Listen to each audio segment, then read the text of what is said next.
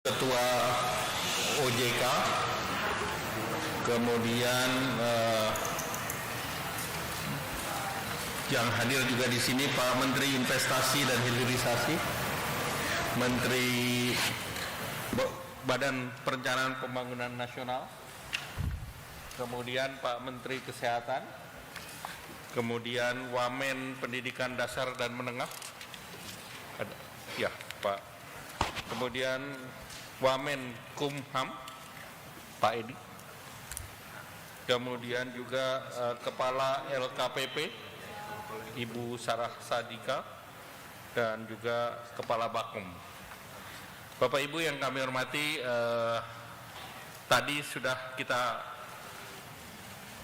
hadiri rapat paripurna DPR maupun MPR dan DPD secara joint rapat bersama, terutama atas penyampaian keterangan pemerintah atas rancangan undang-undang tentang APBN tahun 2027 beserta nota keuangannya pada sidang tahunan MPR, DPR, dan DPD RI.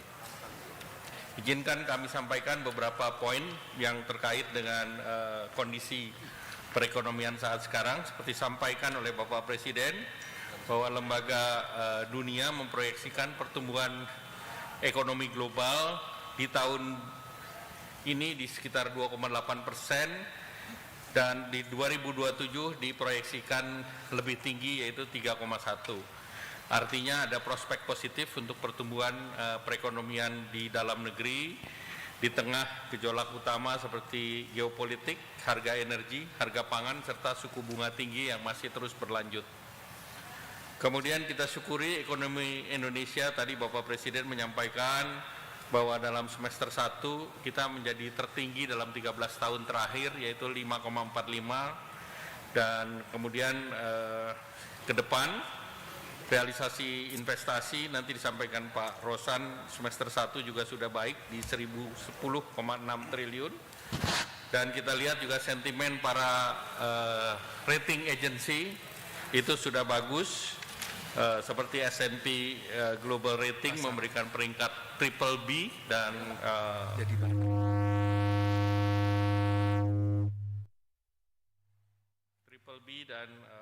A2 dengan outlook stabil, dan juga selaras dengan rating yang baik yaitu yang dari China, Liang He, untuk Panda Bond juga memberikan triple A. Jadi ini merupakan sebuah kesempatan yang benar. Rasio Gini turun ke 0,368 di bulan Maret dan diikuti dengan tingkat pengangguran terbuka itu sebesar 4,65% di bulan Mei. Kemudian kalau kita lihat dari segi konsumen juga masih positif. Indeks keyakinan konsumen 116,8. PMI manufaktur juga masuk ke jalur positif yaitu 50,2. Kalau kita lihat juga dari sektor real seperti otomotif naik 33,3% secara year on year, dan khusus untuk kendaraan elektrik atau kendaraan hybrid itu naiknya lebih dari 40%. Dan kenaikan ekonomi juga kita bisa lihat dari kegiatan yang mengkonsumsi listrik itu juga naik 10,8%, dan penjualan semen 13,5% secara year on year. Dari sektor keuangan, dana pihak ketiga tumbuh 10,21%, kredit tumbuh 12,67% year on year, dan kredit investasi ini tumbuh 24,9 atau 25%. Sementara UMKM pulih ke angka 1% per bulan.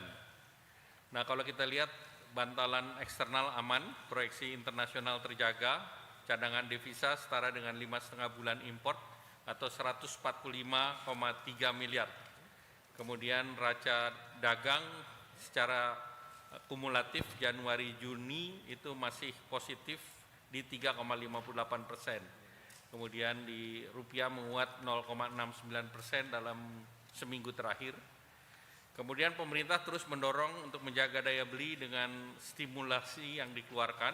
Di kuartal pertama totalnya 70 triliun, kuartal kedua 26,34 triliun untuk insentif pajak, transportasi, pembebasan biaya masuk LPG, magang, vokasi, dan bantuan pangan. beberapa capaian kebijakan prioritas Pak Presiden di bidang ekonomi yang tadi disampaikan oleh Bapak Presiden, yaitu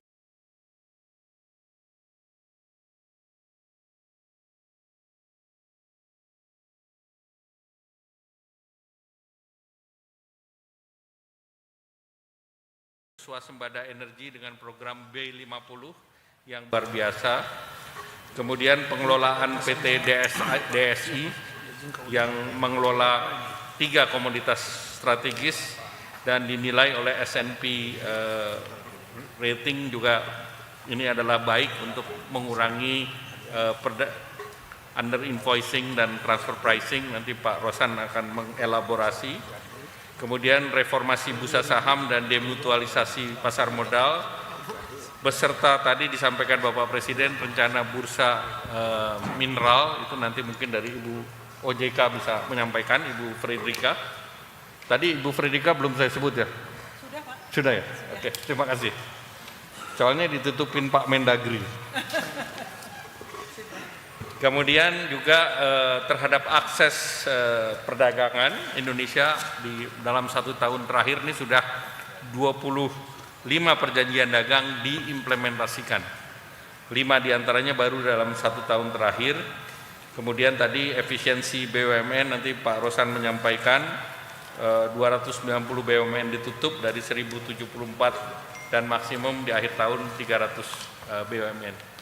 Kedepan di tahun 2027 mesin pertumbuhan sektoral dalam rangka camp PPKF itu mesin pertumbuhan yang berbasis pada transformasi, yaitu Pak Menteri Keuangan, terima kasih. Mohon maaf kita mulai duluan Pak. Ya, terlambat. Ya. Jadi mesin pertumbuhan berbasis transformasi, satu sektor bernilai tinggi seperti digitalisasi dan semikonduktor dan AI. Kemudian yang kedua, revitalisasi sektor resilient seperti pertanian dan energi, termasuk pendirian bursa komoditas mineral. Indonesia mempunyai harga sendiri sebagai reference price. Yang ketiga, peningkatan daya saing investasi dan ekspor melalui deregulasi, kemudian debottlenecking, optimalisasi perjanjian internasional, serta pembentukan Pusat Finansial Internasional Indonesia. Khusus PFI nanti dijelaskan oleh Pak Menteri Keuangan. Kemudian bauran kebijakan makro, kebijakan fiskal, kebijakan moneter untuk stabilitas, serta investasi yang melibatkan Danantara dan sektor swasta. Jadi silakan nanti Danantara atau Menteri Keuangan, PFI, yang Danantara ya. Kemudian arah kebijakan ini ditopang oleh 4 prasyarat utama, yaitu iklim investasi yang atraktif, kemudian kepastian regulasi, stabilitas makro, dan APBN yang prudent dan sustainable. Pemerintah melanjutkan program perlindungan sosial sebesar 549,9 triliun, terdiri dari PKH, sembako, iuran JKP, penanganan bencana, subsidi BBM, KIP kuliah, dan subsidi KUR. Untuk itu data yang akurat menjadi penting, di mana sensus ekonomi 2026 yang sedang dilakukan oleh BPS itu menjadi rebasing untuk PDB ke depan, dan dalam sensus ekonomi ini memasukkan sektor pertanian. Jadi ini untuk pertama kali dalam sensus ekonomi pertanian masuk integrasi terhadap sensus perekonomian. Kemudian dari era APBN dan nota keuangan, tadi arahan Bapak Presiden pertumbuhan ekonomi di 6%, kemudian laju inflasi di 2,5%, sasaran pembangunan antara lain tingkat kemiskinan 6-6,5%, pengangguran terbuka 4,3-4,87%, dan yang lain nanti secara detail akan disampaikan oleh Pak Menteri Keuangan. Dan pendapatan negara dianggarkan sebesar 3.246 triliun, belanja negara 4.097,2 triliun, dan defisit anggaran sebesar 2,4% dari PDB atau 671,2 triliun. Nah, selanjutnya saya minta Pak Menko Pangan dan siap-siap Pak Menteri Keuangan. Silakan. Baik, terima kasih Pak Menko, Pak Erlangga, Pak Mendagri, Bebas saja. Menteri Keuangan, Pak Rosan, Pak Kepala Bappenas, para wamen, Ketua OJK, Ketua LKPP, dan semua yang saya hormati, tentu teman-teman media. Pertama, saya menyampaikan terima kasih kepada seluruh masyarakat Indonesia, rekan-rekan media, teman-teman Kabinet Merah Putih, Pak Mendagri banyak sekali membantu, TNI, Polri, BPKP, BPK, OJK, yang selama 22 bulan mendukung penuh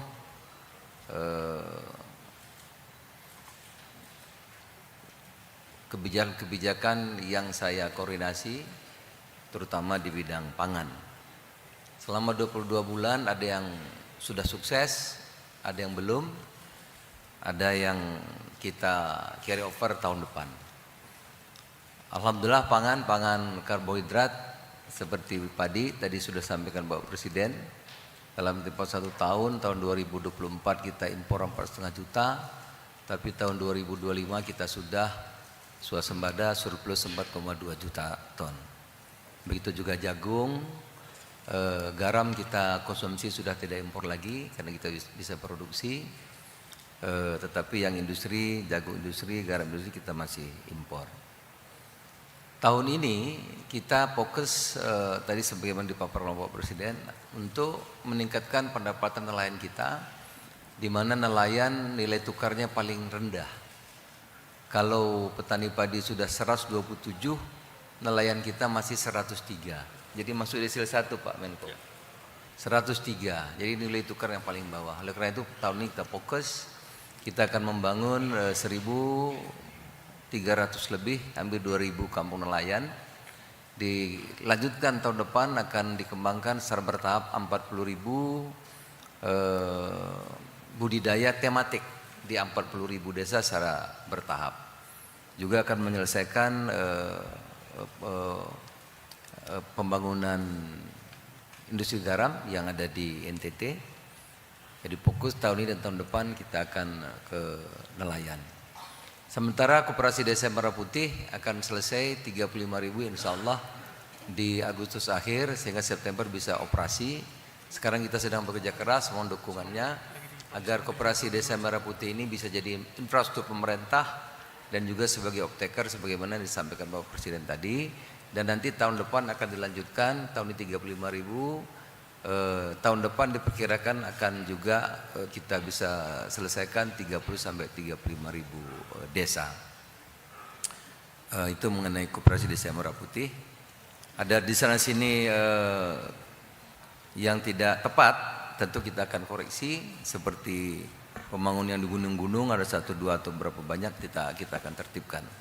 Sementara anggaran yang paling besar yang kami koordinasikan itu MBG.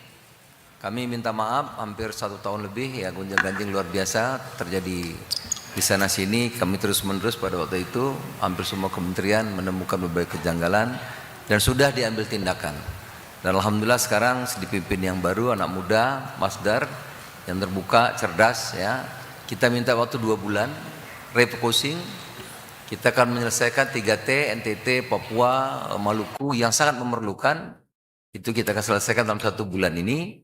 Kemudian ibu balita, ibu menyusui, ibu hamil ada 11 juta kita akan selesaikan 1-2 bulan ini. Yang perlu agak waktu panjang, mungkin memakan waktu 2 bulan adalah menyelesaikan ada 13.000 titik baru ya tambahan yang di Pulau Jawa, dan menyelesaikan ada 7 sampai 8.000 SPPG yang belum menyelesaikan SLHS-nya. Ini kita minta waktu 2 bulan. Insya Allah MBG 1-2 bulan mendatang akan semakin bagus, sesuai dengan harapan masyarakat. Kita akan bekerja keras dan mohon dukungannya. Kami juga terima kasih dukungan OJK dan teman lain. Kita menyelesaikan SRUK, Sistem Registry Unit Karbon, pertama di dunia, yang diakui oleh dunia internasional, yang dikoreksi oleh OJK dan kita bisa selesaikan, dan sudah terjadi perdagangan karbon. Sudah. Jadi tidak hanya sistemnya, tetapi juga sudah terjadi transaksi ada di situ.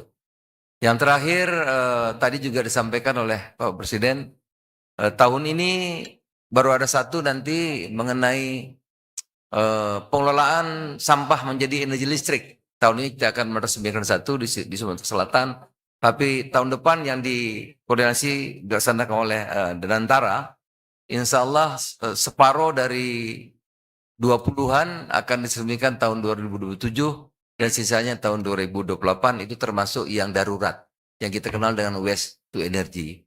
Yang lain-lainnya nanti akan secara bertahap kerjasama dengan Kementerian pemerintah daerah, baik provinsi, kabupaten, kota. Saya kira demikian, Mbak Erlangga. Terima kasih atas dukungan teman-teman selama ini, media yang menyampaikan apa adanya, kritik dan juga pujian. Selamat sore, Assalamualaikum warahmatullahi wabarakatuh. Terima kasih Pak Menko Pangan. Selanjutnya kami persilakan Pak Menteri Keuangan terkait dengan APBN dan program-program yang tadi disampaikan terkait dengan program yang menjadi unggulan prioritas Pak Presiden. Terima kasih. Pak Menko. Selamat sore teman-teman wartawan. Assalamualaikum warahmatullahi wabarakatuh. Sebetulnya semua bahan sudah disampaikan oleh Bapak Presiden, jadi saya bingung mau ngomong apa nih. Cuman saya ulangi sedikit aja bahwa untuk tahun 2027, pemerintah optimis kinerja perekonomian nasional akan tetap solid dan terjaga seiring dengan terpeliharnya stabilitas makroekonomi dan dukungan kebijakan pemerintah. Seperti teman-teman lihat, selama 3 triwulan terakhir ini, ekonomi kita konsisten tumbuh di atas 5% dengan signifikan, bahkan sempat 5,61 di triwulan pertama tahun ini dan turun sedikit ke 5,29 triwulan kedua tahun ini. Itu terjadi karena sinergi kebijakan moneter, fiskal, dan sektor keuangan yang baik. Dan ke depan kita akan semester kedua tahun ini kita akan pastikan itu akan lebih bagus lagi sehingga kita bisa tumbuh mendekati 6% pada akhir tahun 2026 ini. Untuk 2027 kita perkirakan ekonomi juga bisa tumbuh sekitar 6%, plus minus sedikit. Yang lain saya pikir sudah diceritakan Pak Presiden, hanya saya tambahkan sedikit. Pendapatan negara era APBN 2027 diproyeksikan mencapai 3.426 triliun rupiah atau tumbuh 6,8% dari outlook 2026 dengan rasio 12,25% terhadap PDB.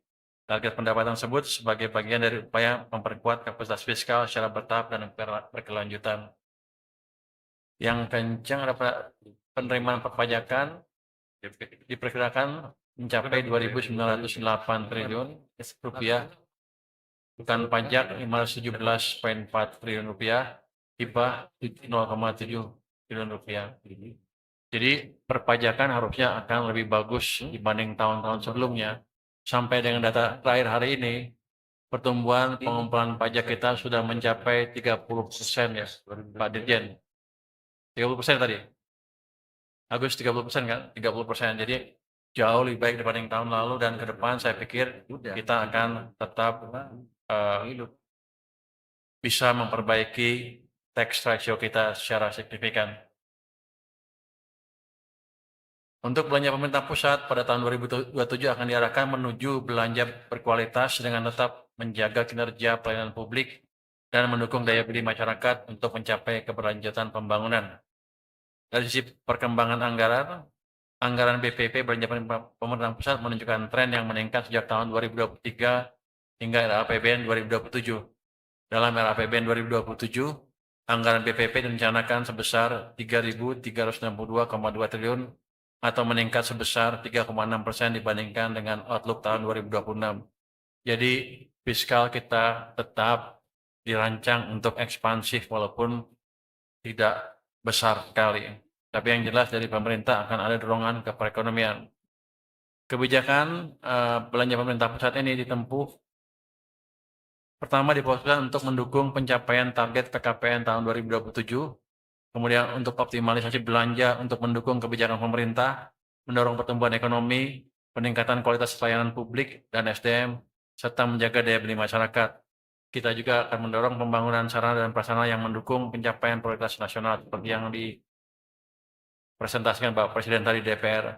Kita juga akan mengakselerasikan penurunan kemiskinan dan penghapusan kemiskinan ekstrim berbasis data sen, serta penguatan program graduasi kemiskinan dan juga menajamkan akurasi data penerimaan subsidi dan bansos agar lebih tepat sasaran. sedikit untuk anggaran pendidikan. Sesuai dengan Undang-Undang 45, negara memprioritaskan anggaran pendidikan sekurang-kurangnya 20% dari APBN untuk mendukung penyelenggaraan pendidikan nasional. Jadi, itu akan kita implementasikan di tahun 2027, antara lain untuk peningkatan akses dan kualitas pendidikan yang merata bagi seluruh masyarakat melalui PIP kepada 22,1 juta siswa dan KIP kuliah kepada 1,1 juta siswa. Ya, kami juga akan membangun sekolah unggul Garuda dan sekolah rakyat, meningkatkan kualitas pembelajaran melalui makanan bergizi gratis, dan sebagainya seperti yang sudah diceritakan Bapak Presiden tadi. Anggaran perlindungan sosial juga tetap cukup besar di tahun 2027, mencapai 549,9 triliun rupiah.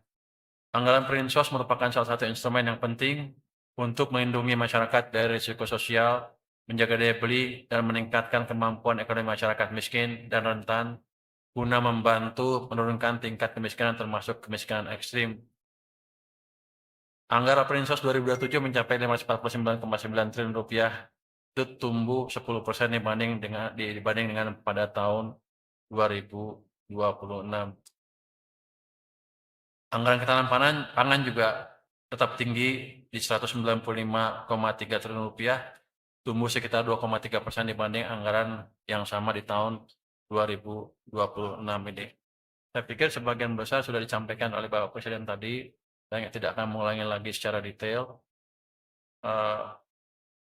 Yang jelas untuk postur anggaran, defisitnya diproyeksikan mencapai 2,4% dari PDB, pendapatannya tumbuh cukup, belanja negara juga tumbuh cukup dibanding tahun lalu, tetap ekspansif. Ekonomi diprediksi tumbuh sekitar 6%. Jadi, perekonomian dunia di tahun 2027 diperkirakan masih akan dihadapkan pada dinamika yang kompleks dengan tingkat ketidakpastian yang tinggi. Tapi kita sudah punya pengalaman yang cukup dan kita sudah praktekkan dalam 3 triwulan terakhir bahwa kita, pemerintah, bisa mengeluarkan respon kebijakan yang cukup baik yang bisa mengurangi dampak ketidakpastian global terhadap perekonomian Indonesia. Jadi apa yang didesain oleh Bapak Presiden yang dipresentasikan tadi di DPR hampir pasti akan bisa direalisasikan dengan memanfaatkan pengalaman kita yang sudah cukup baik selama ini. Mungkin dari saya itu, Pak. Terima kasih Pak Menteri Keuangan. Selanjutnya kami persilakan Bapak Menteri Bappenas. Masih Pak Erlangga. Assalamualaikum warahmatullahi wabarakatuh. Mohon izin langsung saja kepada slide kedua. Mendapat penjelasan dari Bapak Menko Perekonomian dan juga Pak Menko Pangan dan juga Menteri Keuangan, kami pastikan bahwa semua perencanaan bangunan itu berbasis pada Undang-Undang Dasar 45 dan juga berbasis pada rencana kerja pemerintah. Dan rencana kerja pemerintah yang disusun pada tahun 2027 ini merupakan kelanjutan daripada rencana kerja pemerintah tahun 2025, 2026, dan dalam tahun 2027 adalah akselerasi. Di mana akselerasi adalah tahun eksekusi bahwa APBN, BUMN, swasta, dan daerah bergerak untuk hasil nyata, dan ini merupakan dalam rangka pencapaian target 2029. Kemudian yang paling penting adalah bahwa ada penajaman di dalam rencana kerja pemerintah, khususnya dalam membuat program yang disebut sebagai rencana kerja dalam bentuk program kerja pengguna nasional di dalam klaster 8 klaster, di mana 8 klaster ini akan ada 80 program prioritas dan 8 klaster ini ada tercatat langsung saja pada PowerPoint yang kelima. Dan di sini adalah semua rangkaian kelima. Dan semua catatan ini ada di dalam buku lampiran RAPBN kita, dan buku ini nanti sudah dibagikan secara paralel kepada semua instansi yang terkait, dan kami pastikan bahwa semua rencana kerja yang dilakukan oleh Bapak Presiden bersama pemerintah dan kementerian lembaga itu sejalan dengan Undang-Undang Dasar 45 dan juga Asta Cita dan juga rencana pembangunan jangka menengah dan jangka panjang nasional Indonesia. Saya kira cukup dari saya Pak Erlangga. Terima kasih. Terima kasih Pak Menteri Bappenas. Selanjutnya kami mohonkan Pak Menteri Dalam Negeri. Silakan Pak. Baik, terima kasih. Mohon izin kami langsung. Rekan-rekan semua, jadi peran daripada Kemendagri terutama untuk membina dan mengawasi pemerintahan di daerah dalam konteks anggaran di tahun 2006 ini total APBD itu adalah sebesar 1.153,9 triliun. Di antaranya dari TKD yang semula TKD 693 triliun transfer keuangan daerah dari Kementerian Keuangan. Kemudian ditambah lagi pada saat bencana di Sumatera 10,6 triliun. Kemudian dana otsus 2,7 triliun. Dan terakhir ada tambahan pada tanggal 5 Agustus yang lalu dari Kementerian Keuangan kepada seluruh daerah 546 daerah. Totalnya 18,9 triliun.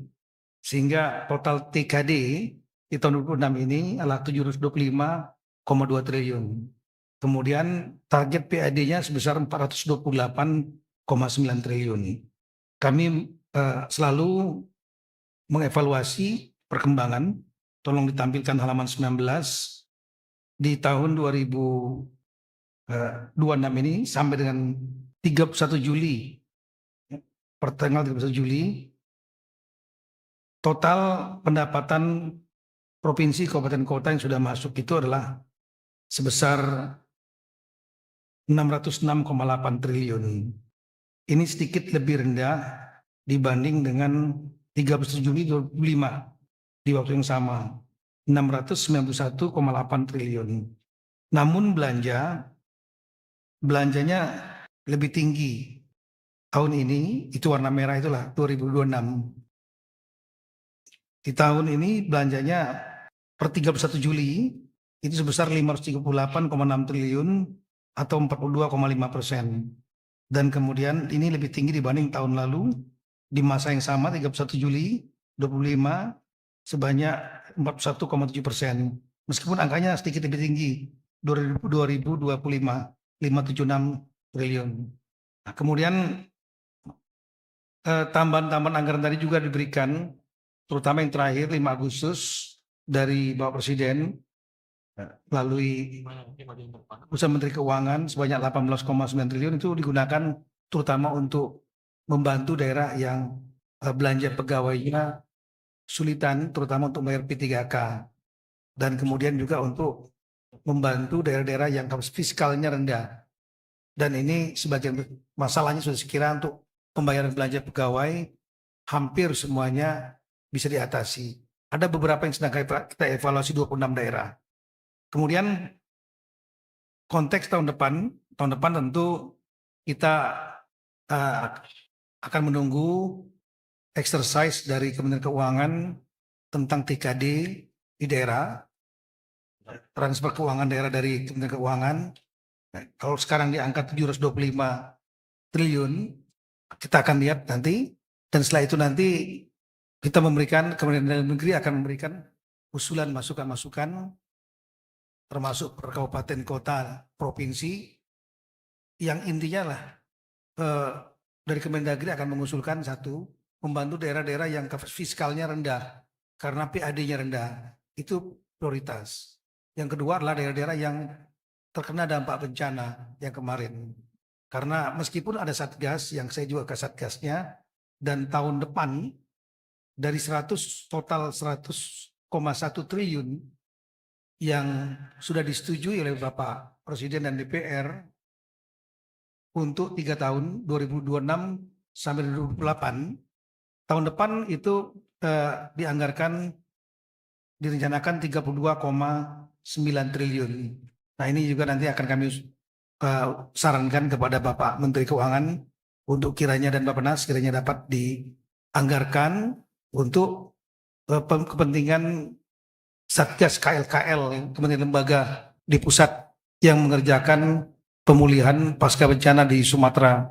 Tapi untuk mempercepat, saran kami untuk mempercepat daerah-daerah ini juga pulih dan lebih baik, daerah-daerah ini juga diberikan kekuatan fiskal dengan TKD, tambahan TKD kepada mereka untuk prioritas. Jadi kalau ada tambahan TKD untuk secara nasional, di samping yang daerah-daerah yang PAD-nya rendah, itu yang menjadi prioritas. Kedua adalah daerah bencana yang di Sumatera yang masih terdampak. Dan di samping itu tentu kita juga mendorong kepada daerah-daerah ini agar tetap menjaga pertumbuhan ekonomi dan inflasi tiap-tiap daerah. Kami laksanakan rapat tiap hari Senin untuk menjaga itu. Dan yang paling terakhir, kita lihat tadi bahwa banyak sekali program-program yang disampaikan oleh Presiden yang itu dilaksanakan untuk membackup daerah. Misalnya revitalisasi sekolah, kemudian ribuan puskesmas dan rumah sakit umum daerah yang sebetulnya itu menjadi kewajiban dari pemerintah daerah, kewenangan daerah, tapi bisa dilaksanakan oleh pemerintah pusat. Dan kita melihat ada intervensi dari pemerintah pusat untuk memperbaiki sekolah puluhan ribu, kemudian juga puskesmas puluhan ribu, semua kecamatan, serta RSUD. Saya kira itu akan sangat membantu daerah di samping program pusat lainnya. Terima kasih. Terima kasih Pak Menteri Dalam Negeri. Pak izin menambahkan sedikit. Pak, mengenai transfer ke daerah kayaknya Pak Menteri Keuangan perlu menambahkan. Tadi Pak Tito mengeluh ke saya kelihatannya tuh. Belum jelas informasi transfer ke daerahnya ya. Iya. Jadi Pak, pada tahun 2027 direncanakan sebesar 735 triliun rupiah atau meningkat 5,5% dibanding dengan outlook 2026 sebesar 696,9 triliun rupiah. Ini di luar dana rekonstruksi Pak, jadi itu beda lagi. Yang ini untuk TKD. Nanti juga kami akan monitor terus seperti kemarin kondisi keuangan setiap daerah dari bulan ke bulan. Kalau perlu kita tambah seperti kemarin Pak. Jadi seperti itu approach kita. Baik, terima kasih. Jadi tadi sudah langsung dijawab ke Menteri Keuangan. Selanjutnya kami persilakan Pak Menteri Investasi, Kepala CEO dan Antara. Silakan. Terima kasih. Assalamualaikum warahmatullahi wabarakatuh. Terima kasih yang saya hormati Pak Menko Perekonomian, Pak Menko Pangan, para menteri dan juga pimpinan lembaga serta rekan-rekan media yang saya hormati. Menyambung keterangan pemerintah atas rancangan Undang-Undang APBN 2027 yang disampaikan Bapak Presiden pada hari ini, izinkan saya menyampaikan dari segi investasi, hilirisasi juga tadi mungkin menambahkan sedikit mengenai DSI atau Danantara Sumber Daya Indonesia, dan juga mungkin menyinggung sedikit mengenai Indonesia International Financial Center atau PPFI. Mungkin secara singkat saja, memang kalau kita lihat pertumbuhan di triwulan kedua kemarin 2026 itu sebesar 5,29, investasi menyumbang kurang lebih 39% dari total pertumbuhan triwulan kedua. Di atas kisaran biasanya normalnya itu di 28 atau 29%. Dan juga dari investasi tumbuh 6,87%, lebih tinggi daripada pertumbuhan yang lain seperti konsumsi yang tumbuh 5,06%. Nah, memang sesuai rencana kerja pemerintah tahun 2007, target investasi yang ditargetkan kepada kami oleh Pak Rahmat Pambudi sebagai Ketua Bappenas itu ditargetkan di 2027 adalah 2.322 triliun. Naik dari target tahun ini sebesar 2041,3 triliun. Ini adalah bagian dari target yang kurang lebih 13.032 triliun pada 5 tahun ke depan dari 2025 sampai 2029, dan itu adalah peningkatan kurang lebih 143% dibandingkan dengan 10 tahun terakhir. Ini hanya ingin memberikan gambaran sedikit. Dan tentunya mengenai realisasi investasi di semester pertama tadi sempat disampaikan oleh Bapak Presiden itu kurang lebih 1.010,6 triliun atau tumbuh 7,2% dan menyerap 1,45 juta tenaga kerja langsung atau naik 15%. Tentunya angka ini belum termasuk kesempatan kerja tidak langsung dan aktivitas pendukung investasi lainnya. Tapi seperti yang Bapak Presiden sampaikan bahwa angka pertumbuhan ekonomi dan investasi bukanlah tujuan akhir, tapi bagaimana kita bisa menciptakan kesejahteraan rakyat. Setiap rupiah investasi harus menciptakan lapangan pekerjaan yang baik, yang berkualitas, sekaligus juga memperbaiki kualitas hidup dari masyarakat kita. Mungkin saya tidak go into details mengenai PMA berapa banyak, PMDD berapa banyak, tapi kurang lebih yang ingin saya sampaikan mungkin hilirisasinya, karena hilirisasi ini ternyata dari tahun ke tahun memainkan peranan yang sangat penting. Karena kurang lebih hampir 30% atau tepatnya 29,7% investasi yang masuk itu berasal dari sektor hilirisasi yang jumlahnya mencapai 300,1 triliun dan itu tumbuh 6,9%. Ya, walaupun memang masih didominasi oleh hilirisasi mineral, mendominasi dengan 206,5 triliun. Dan kami mendorong juga tentunya hilirisasi di perkebunan, kehutanan, minyak dan gas bumi, karena dari segi penyerapan tenaga kerjanya memang kalau investasi hilirisasi di bidang kehutanan, di perkebunan itu penyerapan tenaga lebih besar walaupun dari segi nominalnya di bawah angka dari investasi di bidang mineral. Kemudian tentunya fokus program Kementerian Investasi ini kita dalam tahun ke depan ini ingin lebih memberikan kepastian perizinan. Sekarang kita sedang mengintegrasikan 18 kementerian dan lembaga untuk berintegrasi secara langsung ke dalam sistem kami, sehingga sistem kami memang terus terang ini agak sedikit berat, tapi alhamdulillah Pak Menkeu terima kasih baru diberikan anggarannya secara bertahap. Jadi OSS kami, mohon maaf kalau sekarang ini memang agak berat, agak lambat karena kami sedang mengintegrasikan. Tetapi insya Allah dengan dana yang baru saja diberikan oleh Pak Menkeu, kita bisa mengupgrade sistem OSS kita dengan dengan AI, dengan big data dan juga dengan blockchain.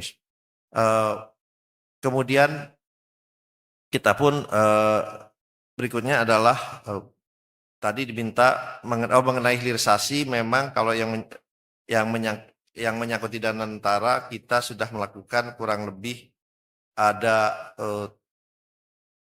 13 di dalam 2 tahap. Yang pertama, di tahap pertama ada 6 proyek di 13 daerah, tahap kedua di 13 proyek tambahan, sehingga total yang kami lakukan investasinya adalah 225 triliun itu di berbagai bidang. Itu gambarnya, dan kita ini pantau secara dashboard setiap harinya sehingga kita bisa memantau perkembangannya. Mungkin saya nggak go into details bidang apa saja, tapi nanti saya terbuka apabila teman-teman media ingin mendapatkan lebih detail mengenai proyek-proyek tersebut. Dan tadi juga disinggung oleh Bapak Presiden, memang dari total 1074 perusahaan BUMN kami melakukan streamlining. Per hari ini memang kita sudah menurunkan jumlah dari sekitar 290 perusahaan yang sudah kami tutup dengan divestasi, dengan kita melakukan merger, likuidasi, konsolidasi vertikal dan lain-lainnya. Contohnya misalnya kita menggabungkan memerger perusahaan aset manajemen yang tadinya setiap bank dan juga financial institusi di bawah BUMN punya perusahaan aset manajemen sendiri, itu kita gabungkan. Kemudian juga kita terus menggabungkan baik itu rumah sakit, hospitals, kurang lebih kita setelah kita gabungkan ini kita punya ada 137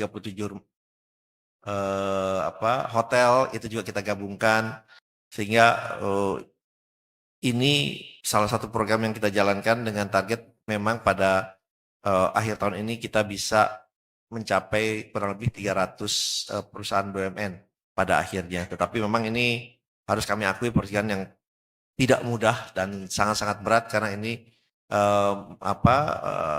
harus dilihat dari semua aspeknya. Tetapi ya ini memang target kami untuk streamlining sehingga kita bisa menciptakan efisiensi, kita bisa meningkatkan produktivitas dan mengoptimalkan aset-aset kita yang ada.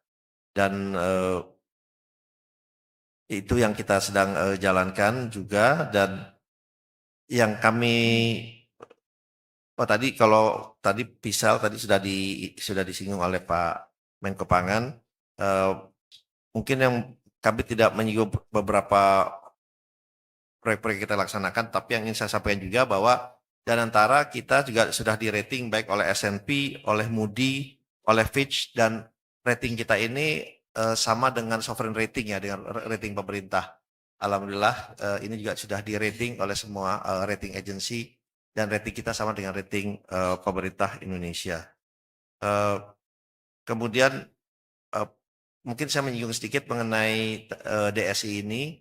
Ya memang karena dengan ada DSI ini, terima kasih kami juga kepada seluruh kementerian terkait, karena kami bisa menarik data baik di semua kementerian yang ada, baik di Kementerian Keuangan, Bea Cukai, kemudian Perhubungan, SDM, Perdagangan, Pertanian, dan kementerian lainnya secara, dan kami integrasikan, dan jadi kami bisa memantau dari pelabuhan mana, harga berapa, pricing berapa, volume berapa, negara tujuan berapa.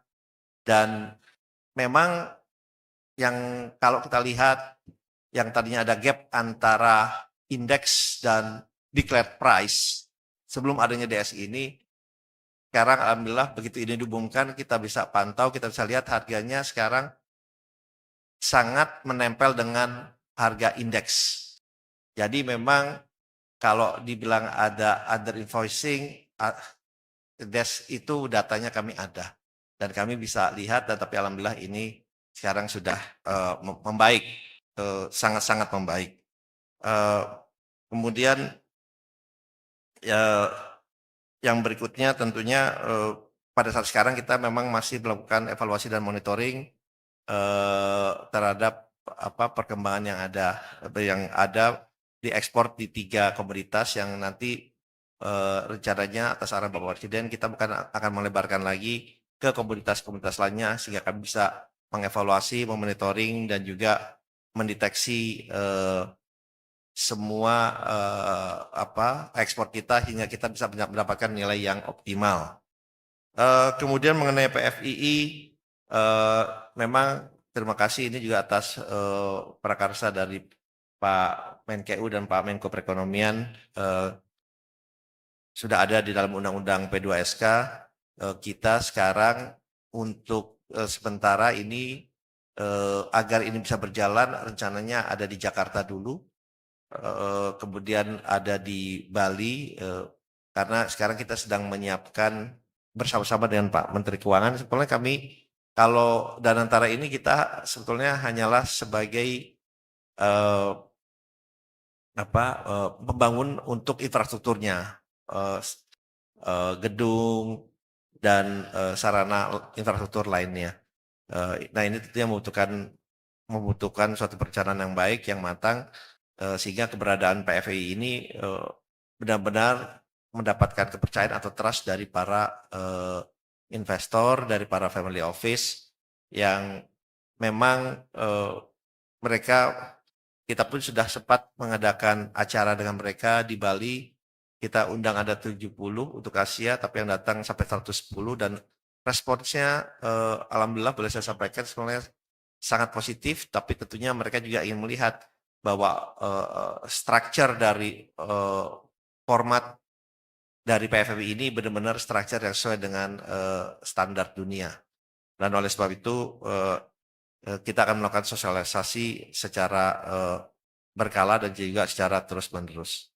Nah, oleh sebab itu mungkin itu yang bisa saya sampaikan, dan untuk kesempatan ini tentunya kami mengajak semua pemangku kepentingan, ya pemerintah, industri, akademis, masyarakat, dan media, ya untuk agar kita bisa selalu menjaga iklim investasi yang kondusif dan juga kompetitif, sehingga bisa memberikan dampak yang besar kepada seluruh rakyat Indonesia. Terima kasih. Wassalamualaikum warahmatullahi wabarakatuh.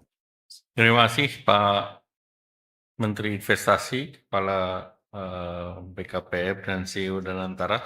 Selanjutnya kami persilakan Ibu Ketua Dewan Komisioner OJK. Baik, terima kasih Bapak Menko Perekonomian. Yang saya hormati Pak Menko Perekonomian, Pak Menko Pangan, para menteri, wakil menteri, kepala badan, dan atau yang mewakili. Selamat sore, Assalamualaikum warahmatullahi wabarakatuh. Salam sejahtera untuk kita semua. Shalom, Om Swastiastu, Namo Buddhaya, salam kebajikan.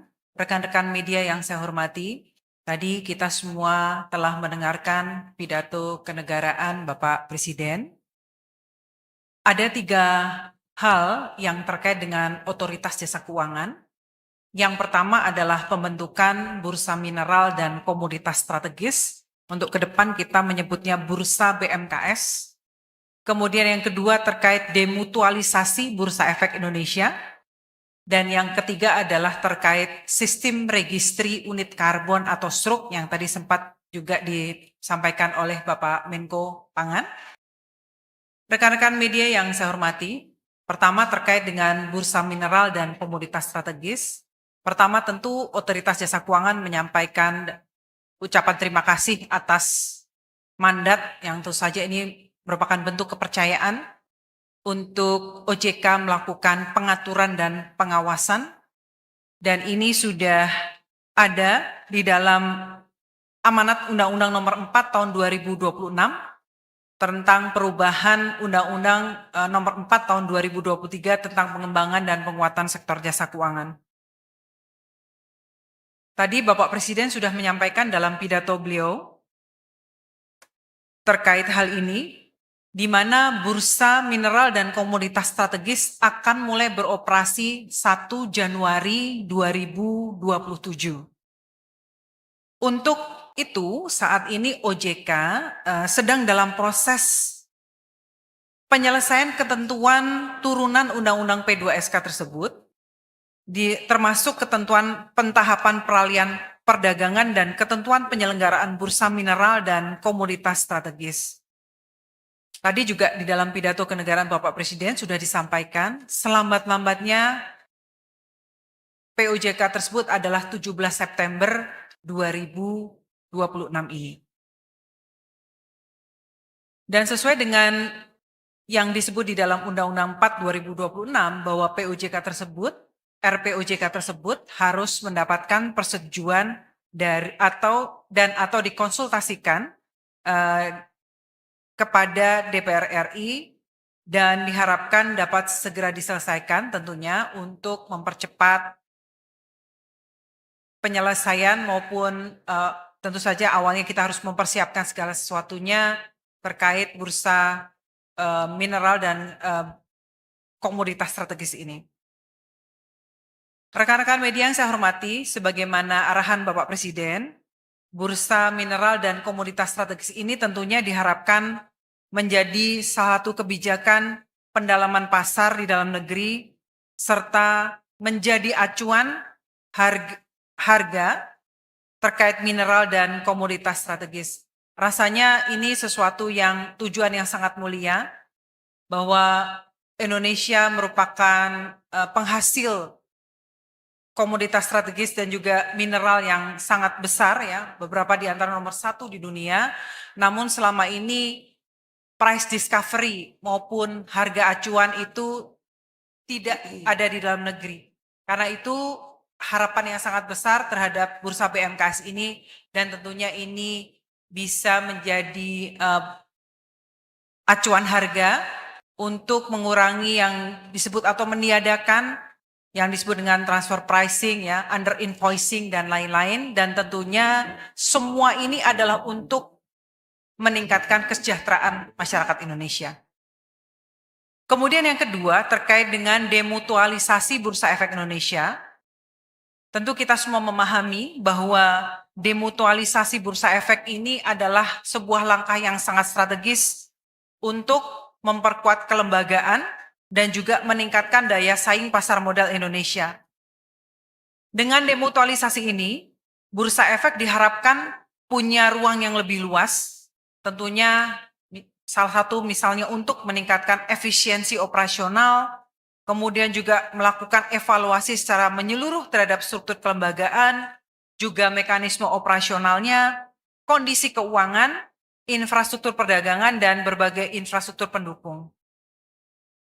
Tentunya penguatan kelembagaan ini kita harapkan akan semakin mendorong peningkatan risiko, khususnya berkaitan dengan keandalan, keamanan, dan juga kesinambungan infrastruktur perdagangan. Tentunya selain meningkatkan efisiensi dan ketahanan operasional, demutualisasi diharapkan dapat memperluas akses bursa efek terhadap sumber permodalan, memperkuat daya saing, serta mempercepat penerapan global best practice. Hal ini penting, rekan-rekan media, agar Bursa Efek Indonesia tentunya semakin adaptif dalam menghadapi perkembangan dan persaingan pasar modal, ini baik di tingkat regional maupun global.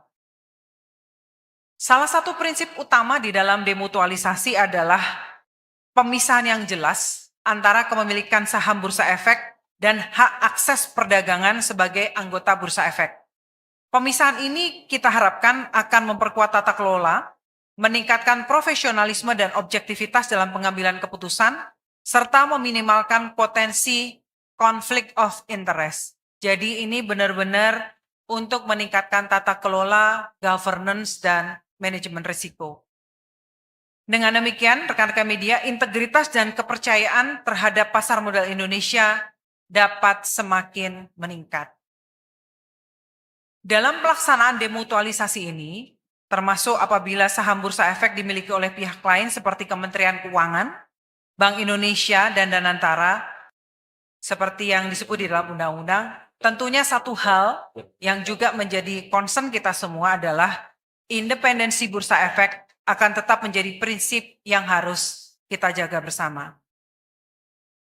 Dalam kesempatan yang sangat baik ini perlu kami tegaskan bahwa demutualisasi tidak mengurangi kewenangan OJK dalam mengatur dan mengawasi Bursa Efek. OJK akan tetap melaksanakan fungsi pengaturan pengawasan secara penuh untuk memastikan pasar modal Indonesia berjalan secara transparan, akuntabel, dan sesuai dengan ketentuan peraturan dan juga perundang-undangan berlaku, serta tentunya tetap mengedepankan stabilitas, integritas pasar, dan satu hal yang sangat penting adalah perlindungan kepada investor, terutama adalah perlindungan kepada investor retail dan juga investor minoritas di pasar modal Indonesia. Kemudian yang terakhir terkait dengan sistem registri unit karbon.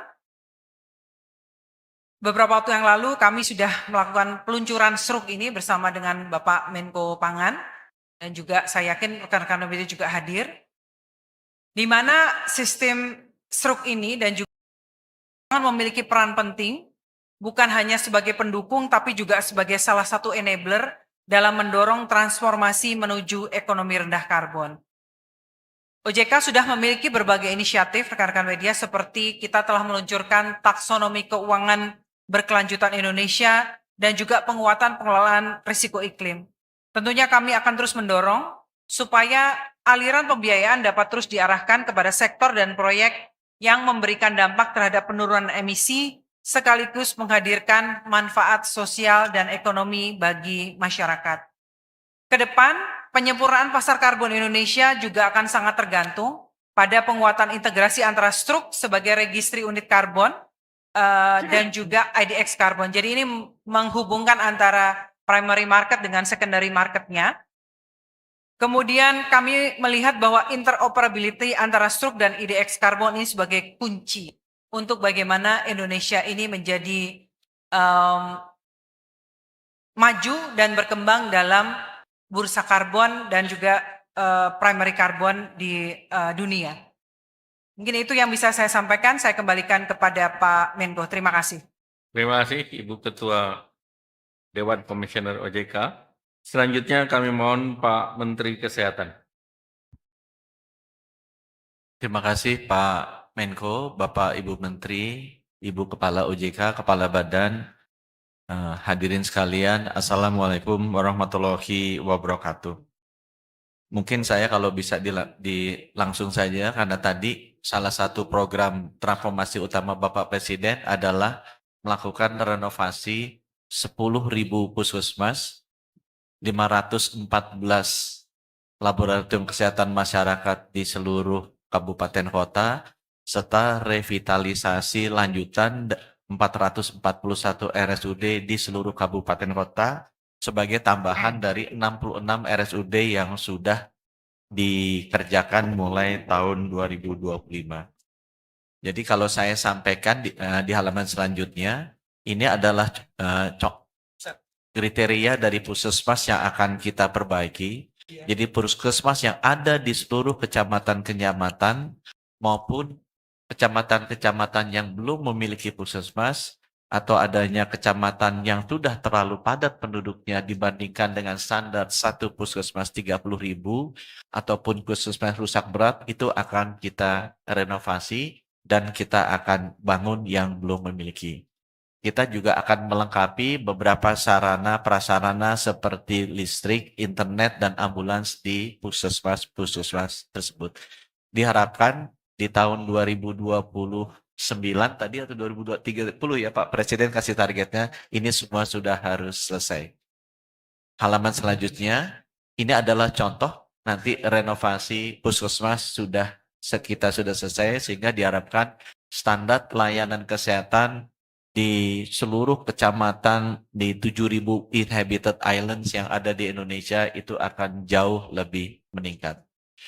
Di halaman selanjutnya, ini adalah pembangunan laboratorium kesehatan masyarakat. Kalau saudara-saudara ingat, dulu pada waktu saat COVID, kita kesulitan sekali melakukan tes diagnostik PCR. Karena kita tidak ada alatnya sehingga tidak tahu virusnya tuh di sampai mana, kenanya ke siapa, dan sulit sekali mendapatkan aksesnya untuk tracing dan trackingnya. Sehingga dengan demikian kita juga membantu memperkuat surveillance sistemnya. Kayak ini radar sistemnya kita, cuma musuhnya bukan musuh manusia, tapi musuhnya adalah patogen. Dia bisa virus atau bakteri. Ini nanti akan kita bangun yang belum ada kabupaten kotanya, dan kita akan renovasi yang sudah memiliki. Jadi nantinya seluruh kabupaten kota akan memiliki sistem surveillance kesehatan yang canggih dan modern. Di halaman selanjutnya, ini adalah contoh-contohnya hasil pembangunan dan renovasi baru yang nanti akan kita lakukan.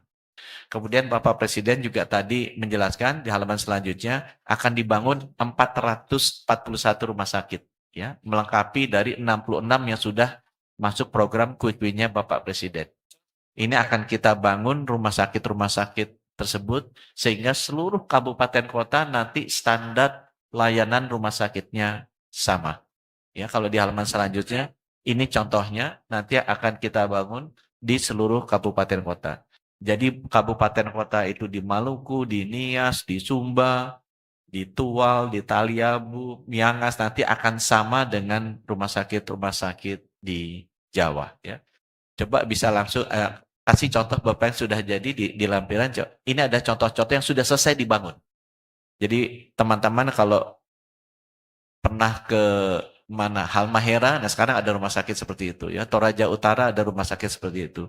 Di Pulau Anambas ya, itu ada alat kalau kita kena stroke, ada alat yang namanya cath lab yang sangat modern yang biasanya menjadi standar di kota-kota besar di Jawa seperti itu. Coba next slide.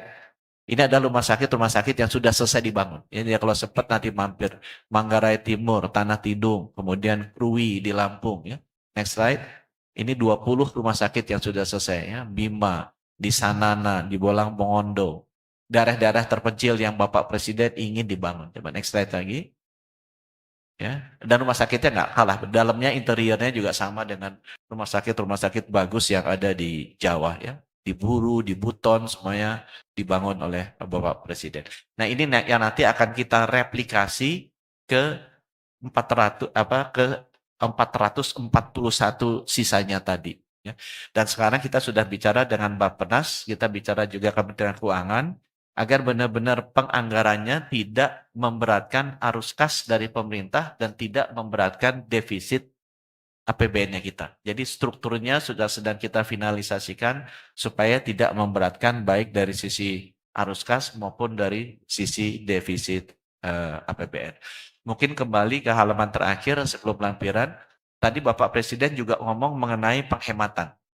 Nah, penghematan ini nanti Ibu Kepala LKPP ada di kanan, bisa naik ke penghematan.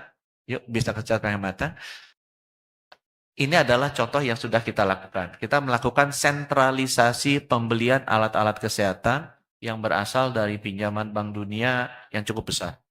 Ya, alat-alat seperti cath lab yang tadinya harga antara 14-15 miliar, kita bisa beli dengan harga 8 miliar. Jadi untuk pengadaan 2026, ini contohnya tadi Bapak Presiden sampaikan, kontrak ini sudah dilakukan. Jadi dari harga estimasi yang 19,39 triliun, karena kita sentralisasi pengadaannya, kita bisa menekan sampai 9 triliun. Jadi ada penghematan 10,25 triliun atau 52% dari harga alat kesehatan yang sebelumnya terjadi pembeliannya. Kita sekarang juga mulai konsolidasi pembelian obat seluruh rumah sakit Kementerian Kesehatan. Setiap tahun kita membeli sekitar 5 triliun obat dan konsumable dari Kementerian Kesehatan. Harganya berbeda-beda untuk merek yang sama dari masing-masing rumah sakit. Sekarang kita konsolidasi. Dari harga konsolidasinya kita bisa menghemat 32%. Ya, ini mendekati 1 triliun. Kita sekarang sedang bekerja dengan Ibu Kepala LKPP, nanti bisa update. Kita mau lakukan replikasi ini ke 1000 RSUD seluruh Indonesia. Sehingga pembeliannya nanti akan disentralisasi yang tadi Bapak Presiden lakukan, sehingga kita bisa menghemat ini saya rasa triliunan sampai puluhan triliun, karena belanjanya nanti kita samakan kodenya. Dan kita sedang dalam progres finalisasi, mudah-mudahan Ibu Kepala LKPP nanti kita bisa luncurkan segera ya programnya. Mungkin dari kami demikian Pak Menko, terima kasih. Wassalamualaikum warahmatullahi wabarakatuh. Waalaikumsalam. Terima kasih Pak Menkes.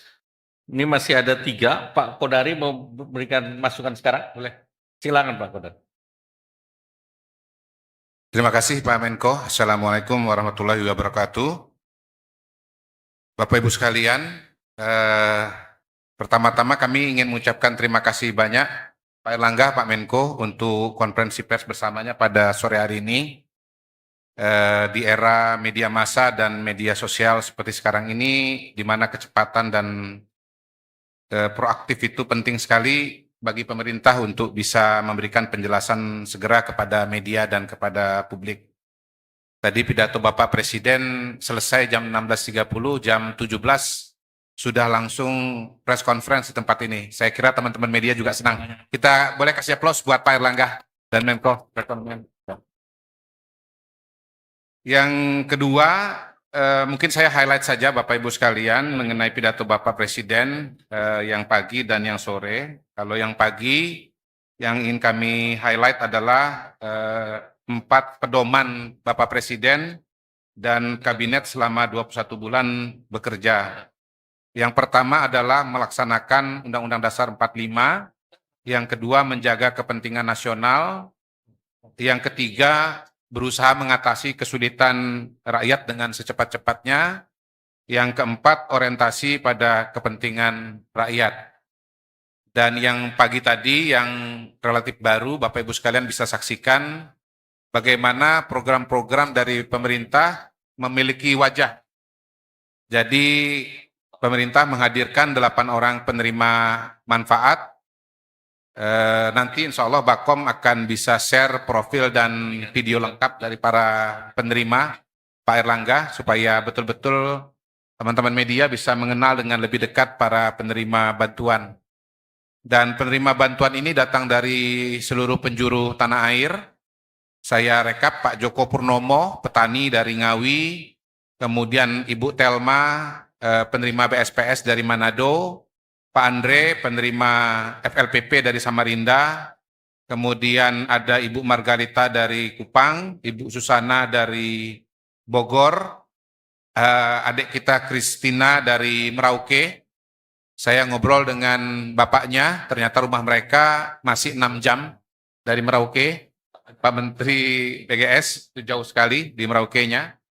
Kemudian tentu saja Rizky yang tadinya hampir putus sekolah karena harus jualan ikan, dan Citra, seorang anak yatim dan ibunya disabilitas, yang dua-duanya menjadi penerima dari sekolah rakyat. Jadi program-program pemerintah ini bukan program sekedar program, bukan program tanpa wajah, tapi ini betul-betul ditujukan untuk rakyat Indonesia yang nyata-nyata menerima program tersebut. Untuk yang sore, Bapak Ibu sekalian, izinkan kami highlight untuk 10 program atau langkah besar yang dimaksudkan Bapak Presiden untuk melakukan transformasi bangsa Indonesia.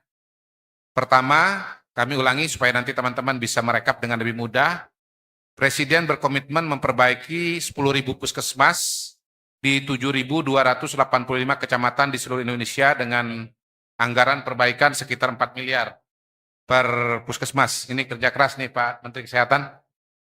Presiden tidak ingin rakyat menempuh perjalanan jauh hanya untuk memperoleh pelayanan kesehatan dasar. Bersamaan dengan itu, renovasi atau membangun 514 lab kesehatan masyarakat.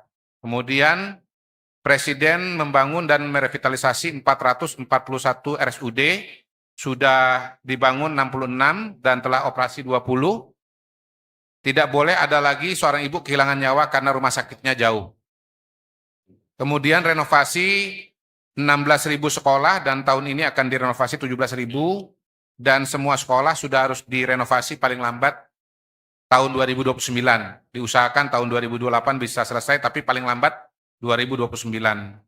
Kemudian yang kelima, Presiden membentuk Bursa Mineral dan Komoditas Strategis karena tidak ingin negara lain yang menentukan harga-harga komoditas yang notabene berasal dari Indonesia, termasuk membangun Indonesia Reference Price atau untuk komoditas utama ekspor Indonesia. Yang keenam, komitmen untuk mempercepat optimalisasi aset-aset BUMN. Kemudian ketujuh, Presiden akan membangun 100 gigawatt pembangkit listrik tenaga surya. Kedelapan, rencana lokasi Indonesia Financial Center di Jakarta dan di Bali yang terdiri dari Dewan Pertimbangan, Lembaga Pengelola, Lembaga Pengawas Jasa Keuangan, Pengadilan, dan Lembaga Arbitrase.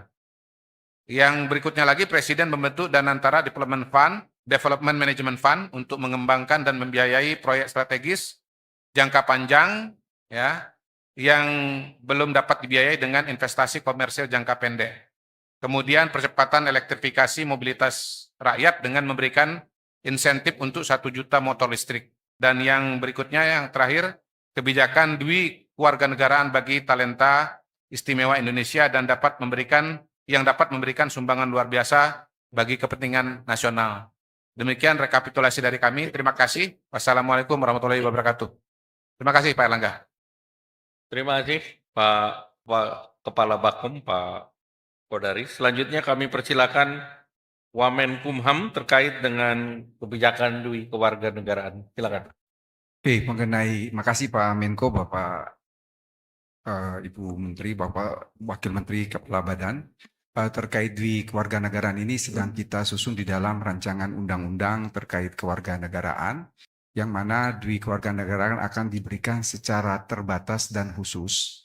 Paling tidak ada 2 kategori, yang pertama kepada mereka yang para atlet dan lain sebagainya, dan yang kedua adalah mereka yang memiliki keahlian khusus. Jadi memiliki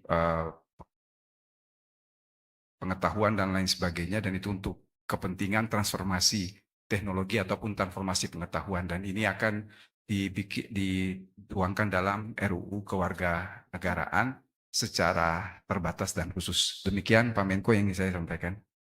Terima kasih. Selanjutnya kami persilakan Pak Wamen Dikdasmen. Pak Atip, silakan. Assalamualaikum warahmatullahi wabarakatuh. Selamat sore. Salam sejahtera bagi kita semua. Yang saya hormati Bapak Menko, Bapak Menteri, Bapak Wamen, Kepala OJK dan Kepala Badan. Terkait dengan pagu anggaran Kementerian Pendidikan Dasar dan Menengah tahun anggaran 2027 dialokasikan sebesar 61,1 triliun. Dari total anggaran tersebut, sebesar 55,51 triliun digunakan untuk program kerja prioritas nasional yang meliputi revitalisasi satuan pendidikan sebesar 9,28 triliun. Ini bagian dari program masif yang dicanangkan oleh Bapak Presiden sejak tahun lalu dan dilaksanakan dengan swakelola oleh sekolah masing-masing.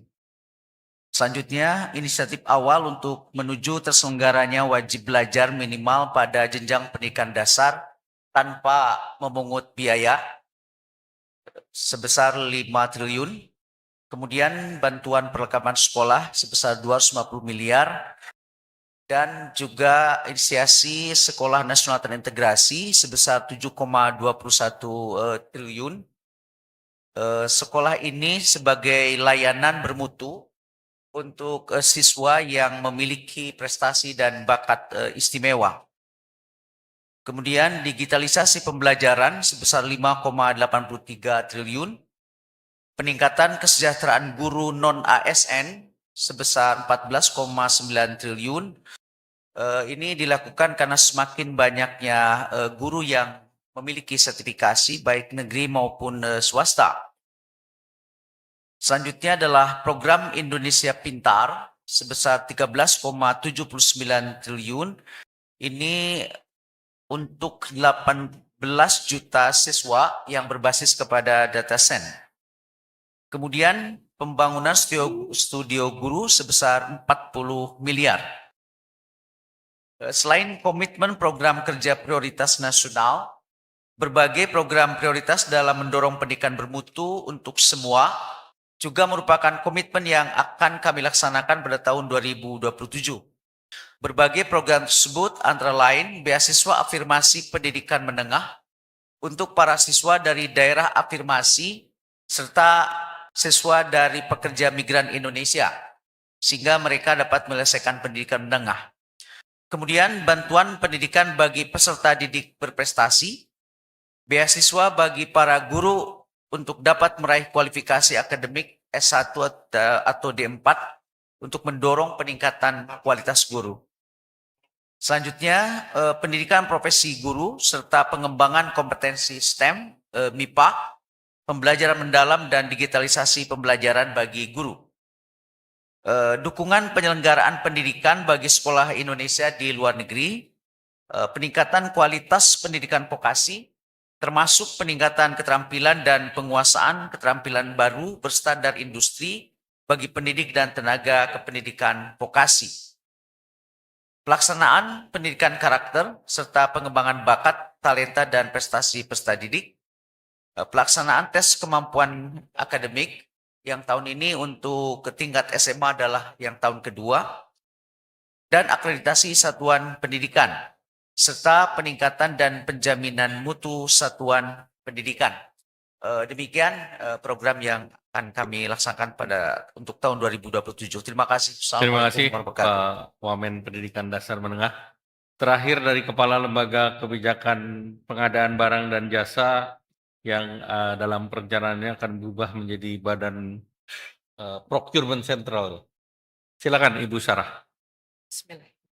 Terima kasih Pak Menko, yang saya hormati Bapak-Bapak Menteri, Ibu Ketua OJK, dan juga Pak Wamen, serta tentunya teman-teman media yang saya hormati dan banggakan. Menindaklanjuti apa yang tadi disampaikan oleh Bapak Presiden, baik sesi pagi ataupun sesi siang sore hari, ada beberapa cara metodologi yang akan kami lakukan untuk mempercepat proses pengadaan barang jasa untuk tahun anggaran 2027. Salah satu strategi yang akan kami lakukan sudah disampaikan tadi dengan jelas oleh Bapak Presiden adalah tentang konsolidasi.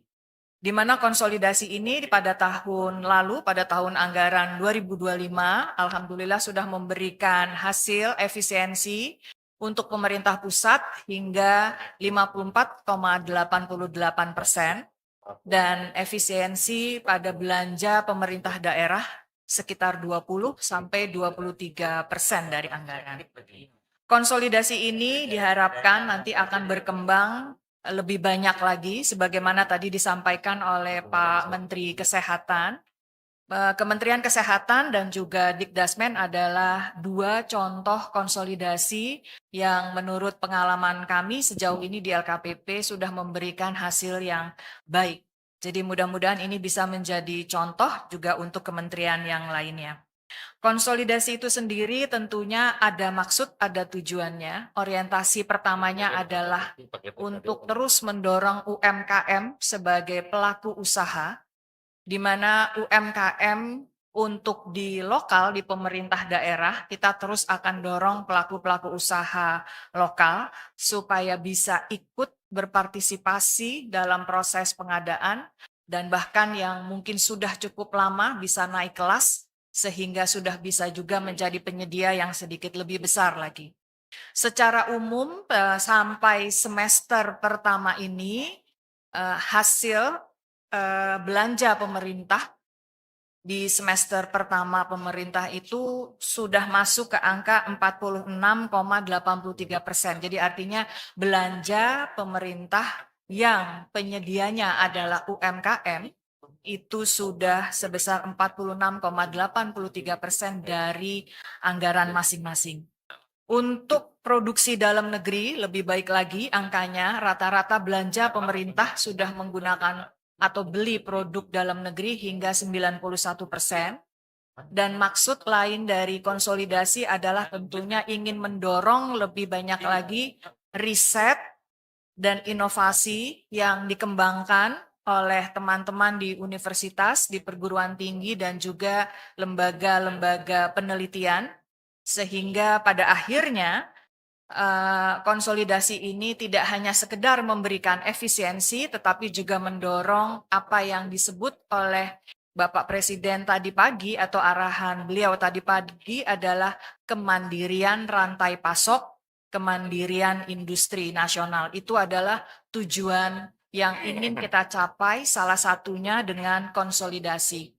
Dan konsolidasi ini juga akan dilakukan berbasis pada teknologi, di mana digitalisasi pengadaan saat ini sudah mulai terus dilaksanakan dan dibantu penuh oleh pemerintah tentunya dan juga oleh Dewan Ekonomi Nasional dan Dewan Digitalisasi, sehingga penggunaan teknologi di dalam proses pengadaan barang jasa sudah lebih baik, sudah menggunakan teknologi-teknologi yang baru, sehingga mudah-mudahan sudah akan memberikan hasil yang lebih baik lagi. Selain konsolidasi, strategi lainnya untuk eksekusi tahun anggaran APBN anggaran 2027 adalah melalui proses pengadaan yang mendahului tahun anggaran. Jadi diharapkan pada akhir tahun ini kita bisa melakukan proses pengadaan di mana kontraknya akan ditandatangani di Januari 2027 ketika anggaran itu sudah bisa dieksekusi, sehingga kita harapkan kita dapat menghindari terjadinya perlambatan proses pengadaan. Mudah-mudahan dengan cara-cara yang seperti ini kita mendapatkan juga percepatan proses pengadaannya. Kira-kira itu Pak Menko yang dapat disampaikan. Bapak Ibu sekalian, terima kasih. Terima kasih Ibu Kepala LKPP. Selanjutnya saya buka aja satu sesi ya, 3 penanya. Kok banyak? Silakan Mbak. 3 penanya dulu ya. Langsung tunjukkan kepada menterinya siapa. Nama dan media. Selamat sore, saya Zahwa Majid dari Kompas TV. Ingin bertanya ke Pak Purbaya terkait kan target dari pertumbuhan ekonomi di 2027 itu tadi dijelaskan 6% ya. Sebelumnya kan Pak Purbaya sering ngomong kalau misalnya tidak akan menambahkan pajak baru sampai pertumbuhan ekonomi mencapai 6%. Nah misalnya Pak, kalau misalnya pada kuartal 1 2027 nanti pertumbuhan ekonomi sudah mencapai 6%, apakah dari pemerintah sudah menyiapkan pajak-pajak baru seperti itu? Lalu kemudian untuk cukai, penambahan layer baru cukai rokok Pak, apakah akan jadi dilaksanakan tahun depan? Dan sama cukai minuman berpemanis, kan dari ini udah wacananya udah dari tahun-tahun sebelumnya, apakah akan dilaksanakan pada tahun depan? Karena kan mengingat ini juga ada alasan kesehatannya begitu. Terima kasih. Terima kasih. Yang kedua, silakan Mas Batik ya. Selamat sore, terima kasih Pak Erlangga. Ada 2 pertanyaan Pak. Saya Dimas dari Harian Kompas. Pertama untuk Pak Purbaya. Pak, tadi kan di paparan sasaran belanja pemerintah pusat untuk pagu anggaran pendidikan kan terlihat meningkat ya Pak ya, 409,7 triliun. Terus kalau digabung TKD dan pembiayaan itu nominalnya sampai 820,9 triliun. Mungkin boleh diperinci Pak, dari 820,9 triliun itu berapa kira-kira untuk PIP, berapa untuk KIP, berapa untuk pembangunan 7 sekolah Garuda, dan berapa untuk MBG, Pak. Terus yang kedua ada pertanyaan untuk Pak Rosan. DSI kan seperti yang disampaikan oleh Presiden tadi sore, DSI memproses / mengawasi seluruh ekspor komoditas Indonesia ya Pak pada akhirnya. Boleh dijelaskan juga mungkin Pak itu nanti tahapan implementasinya seperti apa, termasuk target waktu dan kesiapan sistem maupun mekanisme dan juga ininya Pak koordinasi dengan kementerian lembaga yang terkait. Terima kasih. Terima kasih. Yang paling saya ya paling kanan. Stop dulu. Selamat malam Pak Stefano. Pak, ada beberapa pertanyaan Pak. Ada pertama mengenai untuk mungkin Pak Purbaya, untuk anggaran makan bergizi gratis tahun depan berapa ya Pak? Dan juga untuk pertahanan dari sebagai fungsinya, itu pertahanan itu berapa anggaran untuk tahun depan Pak? Bukan dari Kementerian Pertahanan aja. Kemudian yang kedua mengenai ini Pak, mungkin menyambung dikit soal bursa mineral, berarti ke Bu Kiki. Ini rencananya nanti komoditas yang akan trading di bursa itu apa aja ya Bu komoditasnya, dan mungkin kalau nggak langsung semua bertahap, mungkin bertahap apa dulu dan kapan gitu untuk di tradingnya di situ. Dan kemudian untuk Pak Rosan terakhir Pak, untuk Pak Rosan mungkin boleh dijelaskan nanti bedanya atau koneksinya antara DSI dengan bursa mineral seperti apa ya? Terima kasih. Baik, terima kasih. Silakan Pak Menteri Keuangan, kemudian Pak Rosan dan Bu Kiki. Terima kasih. Dari Kompas tadi ya, tahun depan bisa tumbuh 6%. Kalau tumbuh 6%, apakah langsung saya kenakan pajak? Ya, kalau baru 1 triliun belum mungkin. Tapi ruang itu jadi terbuka lebar. Nanti kita lihat gimana kondisi daya beli masyarakat sebetulnya. Let's say kalau akhir triwulan ini, akhir tahun ini bisa 6%, triwulan pertama bisa 6% lagi lebih, mungkin kita akan kenakan pajak-pajak yang baru. Kalau untuk cukai rokok, kita akan coba terapkan tahun ini setelah saya bicara dengan parlemen. Kita masih belum ketemu ya, masih belum dapat waktu ya. Setelah ini kan, setelah 17 Agustus ini, baru kita ketemu DPR, parlemen untuk memastikan cukai rokok. Tujuannya supaya yang ilegal bisa masuk ke legal, sehingga saya bisa nutup semua yang ilegal setelah itu. Kalau mereka nggak dikasih hidup kan saya dosa. Tapi kalau saya kasih ruang untuk hidup, terus yang ilegal betulan saya pukul, saya nggak dosanya nggak banyak-banyak amat lah. Dari Kompas, belanja apa tadi ya? Belanja apa? Oh, belanja pendidikan. Lupa ya. Jelas tadi dijawab sana. Oh. Apa aja tadi pertanyaannya? Lupa, gue lupa. BG berapa? Detailnya ini cuma ada pembagian, detailnya cukup rumit, cuman yang saya tahu adalah untuk pendidikan yang kita kasih adalah tadi ada peruntukannya aja, bahwa pendidikan itu untuk PIP untuk 22,1 juta siswa, KIP kuliah kepada 1,1 juta siswa, TPG non-PNS untuk 1,3 juta guru non-PNS, MBG untuk 60,6 juta penerima, pembangunan 7 sekolah unggul Garuda, renovasi sekolah madrasah 12.215 unit, pembangunan 100 sekolah rakyat dan operasional sekolah rakyat 165 buah ya.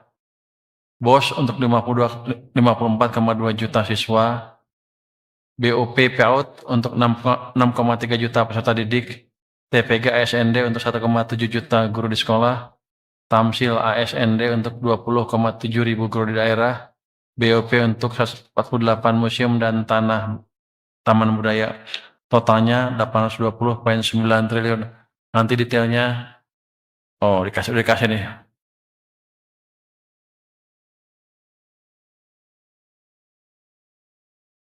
Baru diisi.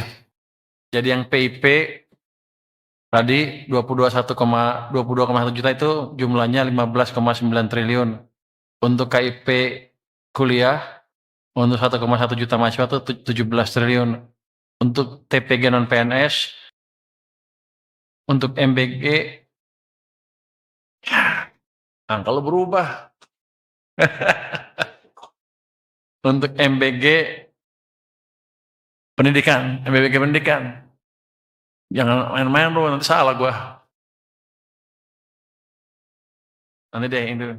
Untuk pembangunan 7 sekolah unggul 2,7 triliun, untuk renovasi sekolah dan madrasah itu 18,2 triliun, untuk pembangunan 100 SR dan operasional 166 SR itu sebesar 32,9 triliun.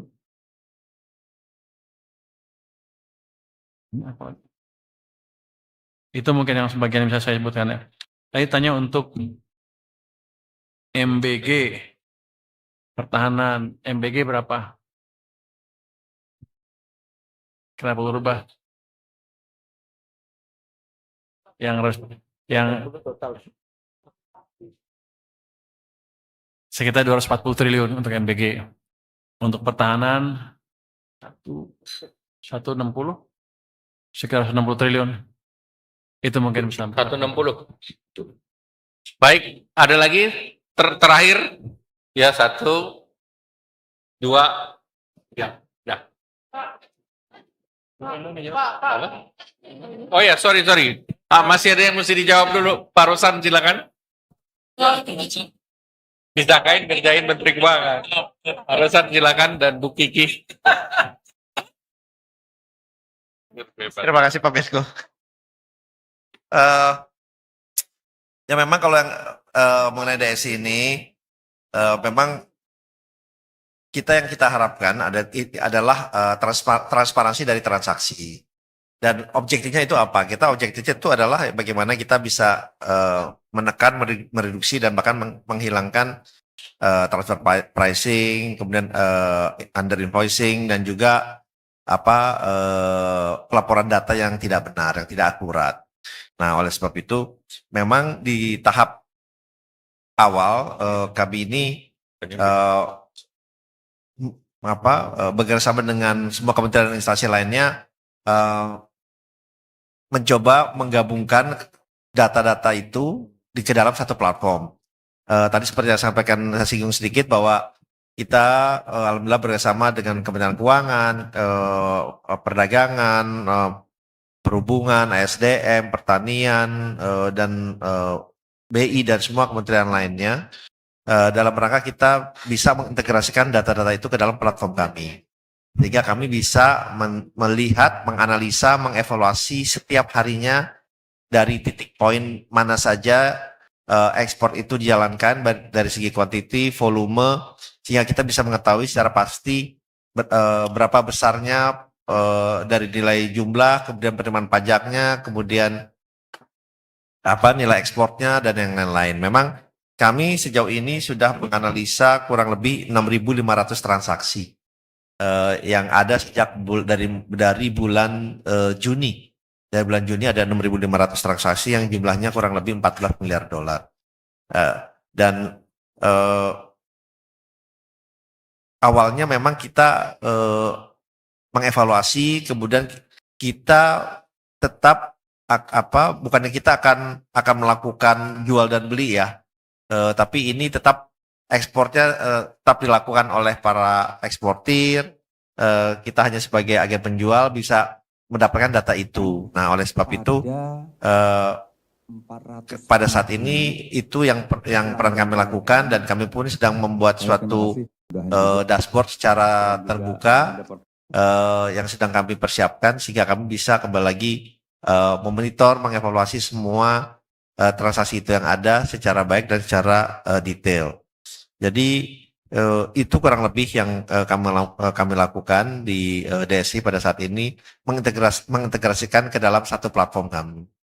Kemudian dengan bursa mineral, memang diharapkan nantinya transaksi itu bisa dilakukan lewat bursa. Tetapi memang kalau di bursa mineral ini kan sifatnya lebih spot ya, spot market. Nah nanti tentunya untuk pembangunan bursa mineral ini ya nanti kita lihat bentuknya seperti apa. Dan tentunya pendalaman dari feature-feature bursa itu sendiri diharapkan bisa mengakomodir dari perdagangan ini, sehingga lebih kembali lagi kan yang seperti saya sampaikan, yang kita harapkan adalah transparansi dari transaksi ya. Tentunya diharapkan dengan adanya bursa mineral ini transparansi dari transaksi akan menjadi lebih lebih baik ya, sehingga dari segi akuntabilitas, transparansi, governance akan menjadi lebih baik. Oleh sebab itu ya kami pada dasarnya tentunya mendukung dengan ada bursa mineral ini, sehingga pembentukan harga ini adalah harga yang bisa dilihat oleh semua pihak secara terbuka ya, dan sehingga kembali lagi objektif dari adanya DSI dan bursa mineral ini saling sangat-sangat komplementari satu dengan lainnya. Terima kasih. Ibu Fredrika ada yang Baik. ditambah? Alhamdulillah, Silakan. Pak Menko ingat. Baik, terima kasih. Ada satu pertanyaan untuk saya terkait dengan BMKS ya. Mas, kami memang sudah melakukan diskusi yang sangat intensif ya, OJK, kemudian dengan BIMS ya, dan juga dengan Danantara, terkait tahapan-tahapan persiapan untuk BMKS ini. Dari sisi bursa sendiri, kami berfokus pada penyiapan peraturan otoritas jasa keuangannya yang akan ada dua, Mas. Yang pertama, POJK nanti akan pentahapan peralihannya kepada BMKS ini untuk perdagangan mineral dan komoditas strategis tadi. Yang kedua adalah POJK tentang pengaturannya. Itu kami siapkan. Kemudian persiapan untuk struktur organisasi, SDM, anggaran itu kami siapkan. Sedangkan untuk jenis-jenis mineral dan juga komoditas strategis akan ditetapkan dalam Perpres. Jadi kita tunggu saja nanti Perpresnya seperti apa, dan kami akan menyampaikan kepada media secara bertahap ketika memang sudah bisa untuk kami sampaikan. Tapi di dalam tim itu sudah kita bahas jenis-jenis mineral dan komoditas strategisnya, namun akan dalam bentuk Perpres. Nanti kita tunggu aja, gitu ya. Makasih, saya kembalikan ke Pak Menko. Terima kasih. Jadi ya 3 sesi terakhir. Ya 1, 2, 3, udah selesai. Silakan Pak. Ya 1 lagi Mbak. 4 jadi 4. Ya. Terima Silakan. kasih Pak atas kesempatannya. Saya Wildan dari DDTC News. Ada pertanyaan Pak untuk Pak Purbaya. Untuk penerimaan perpajakan tahun depan tadi kan sudah diceritakan bahwa 2.908 triliun Pak ya. Nah itu terdiri dari pajak dan kepabeanan dan cukainya itu masing-masing berapa triliun Pak? Karena kan tadi juga di slide tidak muncul seperti itu Pak. Nah ini lalu yang kedua masih terkait perpajakan juga Pak. Mungkin salah satu policy yang ada di pipeline pemerintah itu kan adalah terkait pajak marketplace yang kemarin sempat berlaku 5 hari dan ditunda gitu Pak. Nah ini dari sisi pemerintah itu ada kepastian nggak sih Pak ini mau ditunda sampai kapan, dan apakah ini memang ditundanya hanya sampai November atau mau dipending sampai 2027 Pak. Lalu yang ketiga untuk Pak Rosan Pak terkait DSI Pak. Itu kalau di pernyataan Pak Presiden di di MPR tadi kan disebutkan bahwa DSI itu hanya melakukan processing dan bukan satu PT menguasai komoditas dan mengekspor semuanya sendiri. Nah itu apakah memang nantinya ini akan diikuti dengan revisi peraturan pemerintahnya atau seperti apa Pak? Karena kan kalau wacana awalnya kan PT DSI ini akan menjadi eksportir tunggal gitu Pak, bukan hanya sekedar memproses ekspor itu. Terima kasih Pak. Baik, silakan Mas Fik. Diambil alih. Mic-nya diambil alih, Mas. Ya, silakan. Selamat sore, Pak. Saya Robert dari CNBC Indonesia. Pertama pertanyaan untuk Pak Menkes. Pak, untuk 2027 apakah ada penyesuaian tarif BPJS, Pak? Kemudian untuk Pak Purbaya, di tahun 2027 apakah ada kenaikan gaji untuk ASN atau PNS? Dan juga untuk anggaran pendapatan di era APBN 2027 untuk cukai apakah sudah termasuk menghitung legalisasi rokok ilegal? Terima kasih. Baik, silakan Mbak. 3 orang aja. Selamat sore Pak, saya Miss Francisca, Bloomberg Technos. Tadi kan 10 program Pak Prabowo ini disampaikan sama Pak Koderi ya dengan sangat baik, tapi belum disebutkan Pak total anggarannya itu berapa Pak totalnya ya Pak? untuk 2027. Kemudian Pak, anggaran Kopdes ini kan pemerintah bayar bunga pokoknya itu sebelumnya 240 triliun Bapak bilang dengan tenor 6 tahun. Nah ini anggarannya dari pos mana ya Pak? Terus anggaran dana desa 2027 itu totalnya juga berapa Pak? Satu lagi Pak, soal kemarin kan ada rapat ya Pak soal bunga ultramikro di Kemenko juga. Itu turun dari 24% jadi 8%, itu katanya selisih bunganya mau dibebanin ke pemerintah Pak, itu pakai anggaran dari pos mana ya Pak? Terima kasih. Terakhir. Izin Pak, Alivia dari Ermol, mau nanya ke Pak Purbaya, terkait pernyataan Presiden Prabowo di Molinas kemarin soal rencana carbon tax untuk kendaraan motor bensin. Apakah kebijakan tersebut memang sedang disiapkan pemerintah? Jika iya, berapa besaran tarif carbon tax yang akan dikenakan? Lalu apa kebijakan ini nggak makin menekan biaya transportasi masyarakat ya Pak? Terus anggaran subsidi energi Pak untuk tahun depan berapa ya angkanya?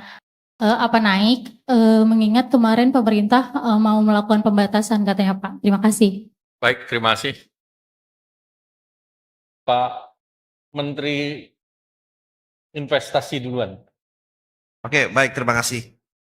Memang dari awal kita tidak pernah mencanangkan bahwa kita akan menjadi eksporter tunggal. Kalau dilihat dalam PP-nya itu sendiri bahwa itu dibuka untuk kita bisa menjadi eksporter, tapi bukan berarti ekspor tunggal. Kita bisa menjadi perantara, kita bisa mengevaluasi, bisa menjadi perantara, bisa menjadi eksporter. Jadi tapi tidak ada kata-kata eksporter tunggal gitu ya. Jadi semua transaksi itu bisa dilakukan tetap berjalan seperti biasa oleh para eksporternya langsung kepada seller, kepada buyer. Semua kontrak kita hormati, kontrak jangka panjangnya kita hormati, tidak ada perubahan. Tapi yang kita lihat adalah dari segi pricingnya. Kalau kita identifikasi, kita lihat bahwa dari segi harganya, pricingnya itu di bawah indeks, yang dimana, mohon maaf, selama ini itu ada terjadi di bawah indeks. Nah itu tentu kita akan kasih alert ya, kita kasih tahu bahwa ini harganya tidak sesuai. Nah oleh sebab itu itulah fungsi dari DSI. Jadi memang dari awal tidak pernah ada konsep bahwa DSI ini akan menjadi eksporter tunggal. Terima kasih. Baik, Pak Menkyu silakan. Terima kasih. Untuk pajak online tadi ya. Targetnya apa? Online dulu ya. Apakah mau diinin apa sampai tahun depan apa gimana? Sementara ditunda 2 bulan dulu November. Tapi tadi kita evaluasi dulu kondisi masyarakat seperti apa. Kalau mungkin kan kita jalankan, tapi kalau masih dalam analisa kita belum cukup kuat, kita tunda lagi. Kira-kira begitu. Terus untuk income tadi, itu penerimaan pajak tahun 2027 itu 2.591,4 triliun rupiah, tumbuh 9,3%. Sorry, tumbuh 12%. Untuk pendapatan cukai 316 terkoreksi atau turun 1,2%. Anda lihat di situ rasio pada PDB-nya 9,3 yang terpajak, yang bea cukai 1,1. Artinya kalau saya berhasil memperbaiki cara kita mengumpulkan pajak tahun ini dengan bisa memperbaiki tax ratio-nya, jadi masih ada potensi upside dari pengumpulan pajak tahun depan, kira-kira gitu. Terus gaji ASN belum ada pembicaraan, masih didiskusikan, kita belum didiskusikan secara dalam, kecuali teman-teman di TikTok komentar kapan gaji ASN naik, belum bicarakan. Apakah capaian bea cukai sudah memasukkan potensi pengumpulan pajak dari legalisasi rokok ilegal? Belum. Kita belum bisa hitung karena belum tahu berapa sih yang akan masuk. Tapi itu juga upside potensial sendiri dari pengumpulan cukai nanti. Anggaran Kopdes dari mana?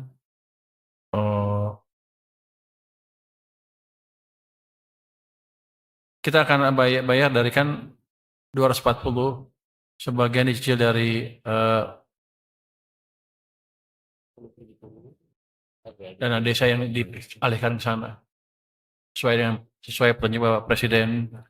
Terus subsidi energi tahun ini, tahun depan itu mencapai 272,95 triliun rupiah.